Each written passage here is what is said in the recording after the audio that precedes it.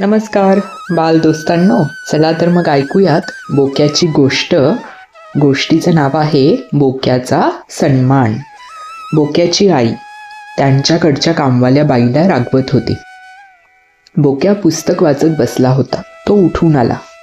गंगाबाई, भांडी जरा नीट घासत जा, काल तेलकट होती भांडी. आई म्हणाली, काय करणार बाई, किती घासलं तरी जात नाहीत डाग. तुम्हाला म्हणलं राखेनं घासते तर नको म्हणता. ती पावडर मानवत नाही भांड्यांना. गंगाबाईनं आपली बाजू मांडली. कोण म्हणतं असं, चांगली स्वच्छ होतात भांडी. तुम्ही घाईघाईनं आटपता कामं, म्हणून तेलकटपणा जात नाही भांड्यांचा. आईने आरोप केला. बोक्याने आई म्हणत आईचा पदर खेचला आणि सुनबाई तिला म्हणावं, माझ्या लुगड्याला निळे डाग पडले होते काल. आजीनं तक्रार केली, ती निळी शाल भिजवलीत ना लुगड्याबरोबर. आईनं गंगाबाईला विचारलं. आई, जाऊ दे ग, नको तिला बोलूस, बोक्यानं सांगितलं. आणि सुनबाई तिला म्हणावं, कपडे जरा घट्ट पिळत जा. काल दुपारी प्रदीपाच्या डोक्यावर अभिषेक झाला. जेवताना स्वस्तपणा नाही म्हणजे काय. नीट पिळून वाळत टाकायला काय होतं, पण मी बोलले तर आवडत नाही तिला, म्हणून तुला सांगितलं. आजीनं हेही सांगून घेतलं. आई आज गंगाबाईंवर चिडली होती. गंगाबाई, खरंच तुम्ही कशी तरी कामं उरकता. झेपत नाहीत तर घेता कशाला 10 घरची कामं. आई, बोक्यानं पुन्हा म्हटलं. काय रे, काय हवंय, आईनं त्रासून विचारलं. तिला बोलू नकोस, तो हळूच म्हणाला. तू शहाणपणा करू नकोस, तुझं काय काम आहे इथे, आईनं दटावलं. चिन्मयानंद, तू कशाला नेहमी बाजू घेतोस तिची, आजीनं विचारलं. ती दमत असेल ग कामं करून, बोक्या आजीजवळ जाऊन म्हणाला. बाई, हौस आहे का मला 10 घरची कामं करण्याची, पैसे कसे पुरायचे. शकुंतलेला म्हणलं, चल माझ्याबरोबर कामाला, मला मदत होईल तेवढी, तर म्हणते मला भांडी घासायला आवडत नाहीत. इस्वासला म्हणलं, तू चल, तर म्हणतो मला पुस्तकं वाचायची हायत. गंगाबाई कब्बशा धुता धुता सांगायला लागली. कसली पुस्तकं, आईनं विचारलं. कसली दगडाची पुस्तकं, गोष्टी आणि गाणी, त्याला करायची हाईत काय ती, पण ऐकत नाही अशी पोरं. आईबरोबर कामं करायची लाज वाटते. त्यांचा बाप नाही का सांगत त्यांना, आजीनं विचारलं. तो काय सांगणार, दारू पिऊन येतो, बडा करतो, मी झोपतो.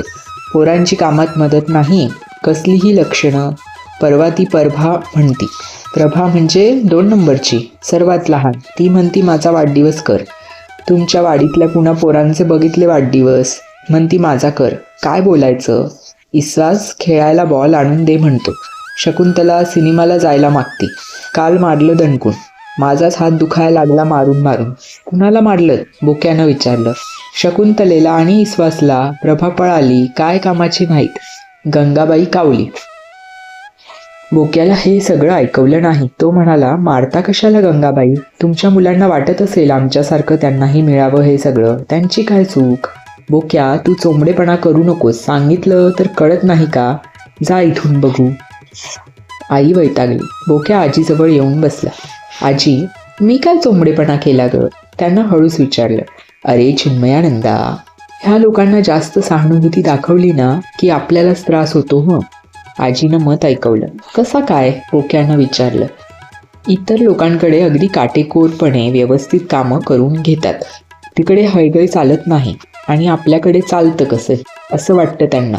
आपल्या चांगुलपणाचा फायदा घेतात ही माणसं, आजीनं ठामपणे सांगितलं. इतका चांगुलपणा दाखवतो आपण, बोक्या पुटपुटला. पण आईनं ऐकलंच. बोक्या, तू अजून गेला नाहीस का, थांब, यांनाच सांगते आल्यावर. आईने त्याला हात धरून उठवलं. बोक्या स्वयंपाकघरातून बाहेर पडलं. जातो मी, तुम्ही बोला तिला, चिडा तिच्यावर, ती मग तिच्या मुलांना मारेल, हे असंच चालणार. तो अर्धवट स्वतःशी अर्धवट मोठ्यानं बोलला. दुपारी जेवण झाल्यावर बोक्याची मित्रमंडळी पाण्याच्या पंपाच्या खोलीजवळ जमली. त्यानंच त्यांना निरोप पाठवून बोलावलं होतं. महत्त्वाचं काम आहे, तुमची मदत लागणार आहे, असं कळवलं होतं.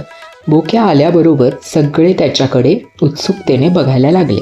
कशाला बोलवलंस रे बोक्या एवढ्या घाईनं, संदीपनं विचारलं. आपल्याला मदत करायची आहे, बोक्या म्हणाला. कुणाला. आपल्याला मिळतात त्या गोष्टी ज्यांना मिळू शकत नाही ना त्या मुलांना. म्हणजे उदाहरणार्थ आपल्या वाडीतल्या धुणी भांडी करणाऱ्या बायांची मुलं, त्यांतल्या ज्या मुलांच्या घरची परिस्थिती वाईट आहे त्यांना आपण मदत करायची.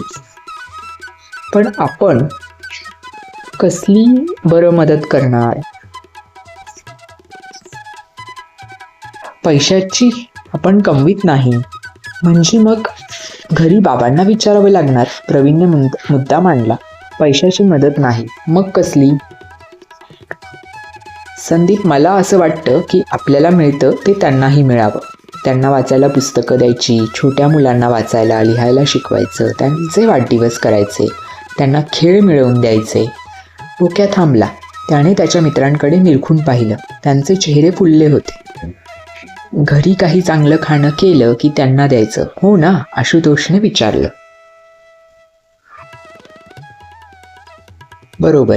कशी आहे कल्पना? सुंदर. एकूण काय, त्या मुलांना आनंद मिळावा म्हणून आपण प्रयत्न करायचा. संदीपने मान डोलावली.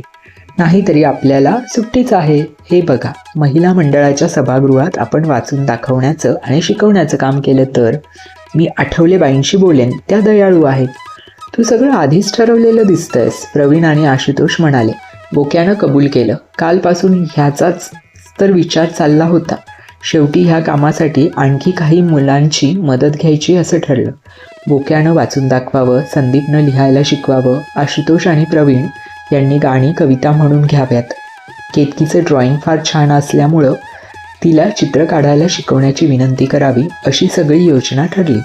घरून आणलेल्या वहीमध्ये बोक्यानं सगळ्या जबाबदाऱ्या लिहूनच टाकल्या. सुट्टीचे 2 महिने त्यांच्यासाठी आणखी आपल्याला काय काय करता येईल यावर विचार करा, बोक्यानं सांगितलं. सगळे जायला उठले. बोक्यानं परत बोलावलं त्यांनी. मात्र हे बघा, शक्यतो मोठ्या माणसांकडे या योजनेबद्दल बोलू नका, उगीच मोडता घालतील. माझा अनुभव आहे, त्यांना अशा कल्पना सुचत नाही आणि आपल्याला सुचल्या तर त्यांना आवडत नाही. मित्रांना पटलं. आजी, तर मुलांनो, तुम्हाला पण येते ना, आता लागतीये ना ख्रिसमसची, नाताळची सुट्टी. तसंच या बोक्याला सुट्टी लागायच्या आधी बघा त्याला काय काय सुचलं आणि त्याची ही कल्पना तो कशी अंमलात आणतो ते आपण पुढील भागात जरूर ऐकूयात. तोपर्यंत तुम्ही विचार करा, तुमच्या नाताळच्या सुट्टीत तुम्ही काय काय करणार आहात आणि हा बोक्या काय करतो पुढे, आणि त्याचं मात्र कसं छान छान होतं की फजिती होते, की छान बक्षीस मिळतं त्याला त्याच्या या कामगिरीबद्दल, की आईबाबांची आणि आजीची बोलणी बसतात, त्याचा दादा त्याच्या बाजूनं होतो की मोठ्या माणसांच्या घरातल्याच्या बाजूनं होतो.